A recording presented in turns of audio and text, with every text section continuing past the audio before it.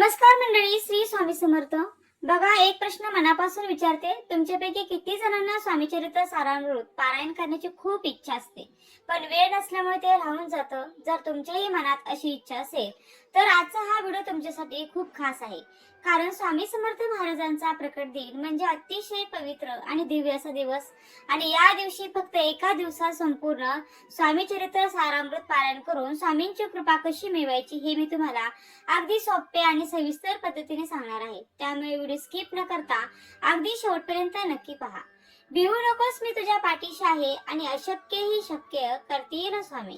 या शुभ आशीर्वादावर विश्वास असणारे अनेक लाखो भक्त आहेत. येत्या 20 मार्चला आपल्या सर्वांचे लाडके स्वामी महाराजांचा प्रकट दिन देखील आलेला आहे. तर तुमची या 21 दिवसात, 11 दिवसात, 7 दिवसात, 5 दिवसात, 3 दिवसात सेवा झालीच नाही तर येत्या प्रकट दिनानिमित्त तुम्हाला एक दिवशी अतिशय प्रभावी, महाराजांना अतिशय प्रिय अशी प्रभावी सेवा करायची आहे. सेवा अगदी साधी सोपी आहे. तुम्ही घरी केली तरीही चालेल, केंद्रात जाणं जर शक्य नसेल अगदी घरी करा. आता या सेवेला मोजून तुम्ही जर ही सेवा कंटिन्यू करत असाल तर तुम्हाला 1 पाऊण तास लागणार आहे. पण तुम्ही ही सेवा पहिल्यांदाच करत असणार तर तुम्हाला मोजून 1 ते सव्वा तास लागणार आहे. सेवा अतिशय साधी सोपी आहे, पण तुमची जी इच्छा आहे ती इच्छा मनात धरून तुम्ही ही सेवा करा. तुम्हाला याचा 100% रिझल्ट आहे. कारण स्वामी महाराजांना सेवा अतिशय प्रिय आहे. पण तुम्ही जर सेवा केली तर स्वामी महाराज तुमच्या त्या सेवेच्या बदल्यात तुम्हाला काही ना काही देत असतात. पण बघा, आमच्याकडे सर्व आहे, आम्हाला कशाची गरज नाही. तर स्वामी महाराजांनी तुम्हाला जे सगळं दिलं आहे ना, तर त्यासाठी तुम्ही स्वामी महाराजांसाठी ही सेवा करू शकता. आता सेवा कशी करायची, काय करायचं, केव्हा करायची, अगदी संपूर्ण माहिती आता आपण जाणून घेणार आहोत. तर बघा, अनेक लाखो भक्त, करोडो भक्त प्रगट दिनाच्या निमित्ताने अक्कलकोटला जात असतात. आता अक्कलकोटला जाणे आपल्याला शक्य नाही तर आपण आपल्या आजूबाजूला जर स्वामी समर्थ महाराजांचा मठ असेल तर तुम्ही तिथे जाऊ शकता. केंद्र असेल तिथे जाऊ शकता. तिथे न चुकता तुम्ही तुमच्याकडून जेही दानधर्म आहे ते देखील करू शकता. आणि यासोबतच तुमची एखादी सेवा आहे ती देखील पूर्ण झाली असेल तर तुम्ही तिथे जाऊन स्वामी महाराजांना खडी साखर आणि नारळ जे आहे ते देखील अर्पण करू शकता.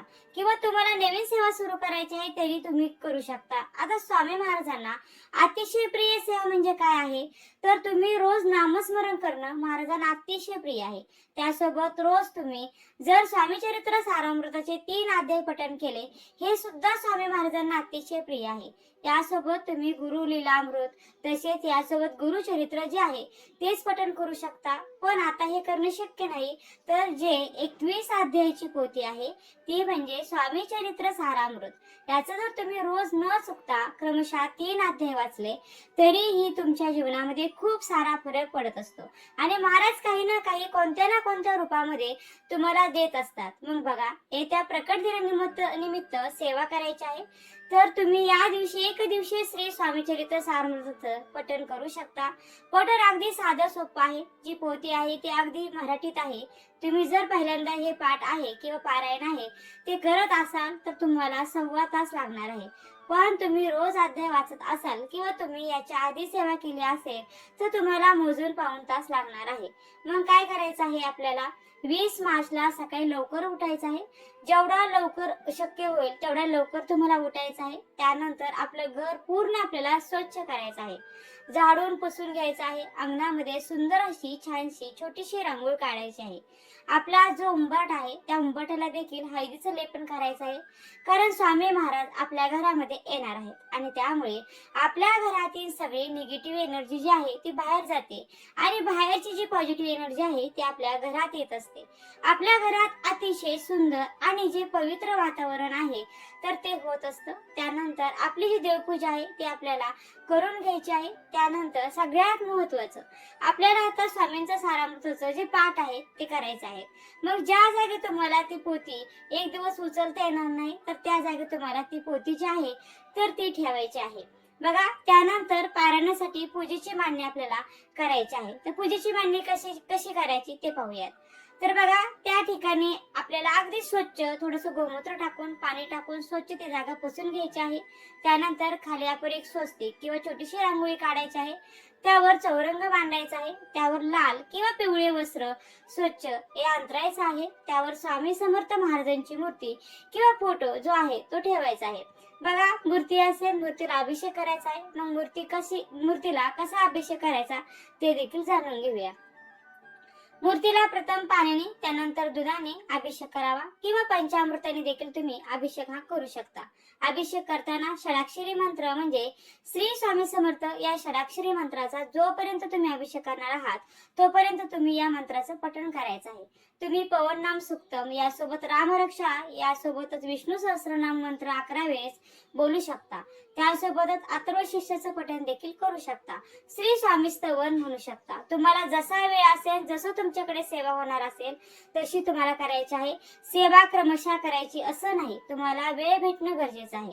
कारण आजच्या या धावपळीच्या युगामध्ये प्रत्येकाला वेळ भेटतो असं नाही. अभिषेक झाल्यानंतर मूर्ती स्वच्छ कपड्यांनी पुसून चौरंगावरती ठेवायची आहे. फोटो असेल तर गुलाब पाण्याने हलकासा पुसून स्वच्छ करून ठेवायचा आहे. आणि यानंतर सर्वात आधी दिवा हा प्रज्वलित करायचा आहे. दिव्याला हळदी, कुंकू, अक्षदा, फुलं अर्पण करून त्याची पूजा करायची आहे. अगरबत्ती लावायची आहे आणि त्यानंतर आपल्याला खडीसाखर महाराजांना नैवेद्य म्हणून ठेवायचे आहे. बघा या दिवशी आवर्जून एक नारळ म्हणजे श्रीफळ स्वामींसमोर ठेवायचा आहे.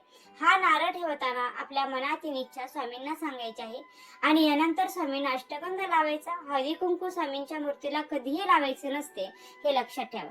आता यानंतर महाराजांना अतिशय प्रिय म्हणजे ही नातर थोडस तुम्ही कापसाने किंवा फुलाने लावू शकता.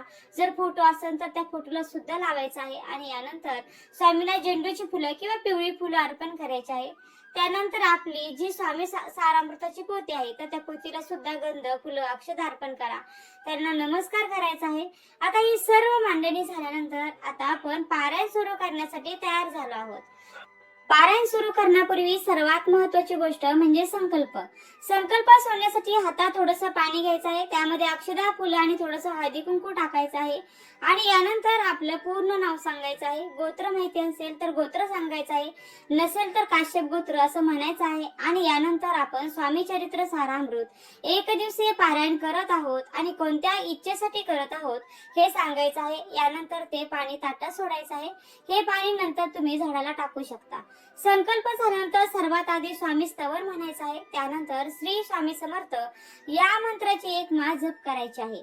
आता खरं सांगते 20 मार्च हा आपल्या सर्वांसाठी पर्वणीचा दिवस आहे. तुमच्याकडून जेवढं शक्य होईल तेवढं त्या दिवशी नामस्मरण करा. पण तुम्हाला आता जी स्वामींचं सारामृताचं पठण करायचं आहे, मग तुमच्याकडे वेळ नाही, मग तुम्ही 1 वेळेस किंवा 11 वेळेस स्वामी समर्थांच्या मंत्राचा जो जप आहे तो करू शकता. आता त्यानंतर आपण स्वामी चरित्र सारामृताच्या ग्रंथाचे वाचन सुरू करायचं आहे.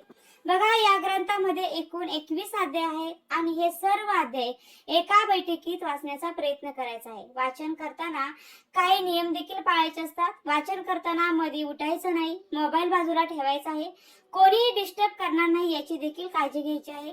वाचन हे शांतपणे आणि एकाच सुरात करायचं आहे.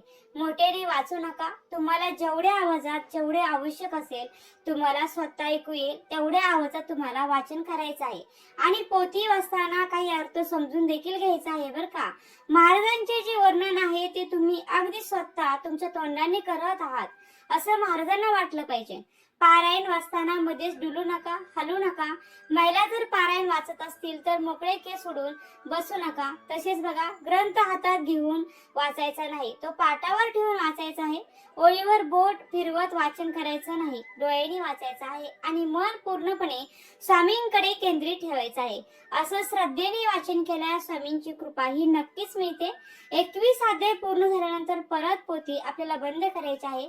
परत पोथीला आपल्याला नमस्कार करायचा आहे. स्वामी महाराजांना देखील नमस्कार करायचा आहे आणि स्वामी महाराजांना सांगायचं आहे की स्वामी महाराज तुम्ही आज माझ्याकडून ही सेवा जी आहे ती करून घेतली, त्याबद्दल मी तुमचे खरंच खूप खूप खूप मनापासून आभारी आहे. आणि माझ्या आयुष्यामध्ये तुम्ही असंच माझ्या पाठीशी उभे राहा. जे संकट माझ्या आयुष्यात येतील त्याचा जो सामना आहे तो मी करेलच, पण त्याची जी तीव्रता आहे ती कमी व्हावी. माझ्यासोबत तुम्ही अखंड राहावं.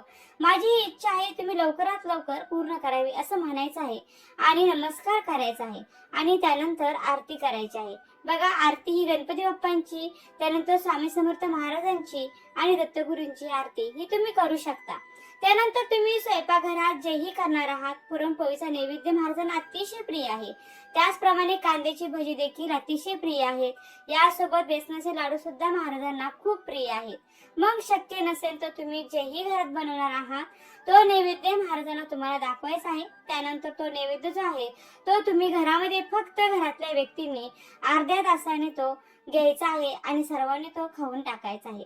आता यानंतर सगळ्यात महत्वाचं, आता दुसऱ्या दिवशी आपल्याला जी पोथी आहे त्याचं काय करायचं. जी पोथी आपल्याला गंध, फुलं आणि अक्षदा घ्यायची आहेत आणि ते आपल्याला पूर्ण पोथीवरती टाकायचे आहेत. नमस्कार करायचा आहे पोथीला.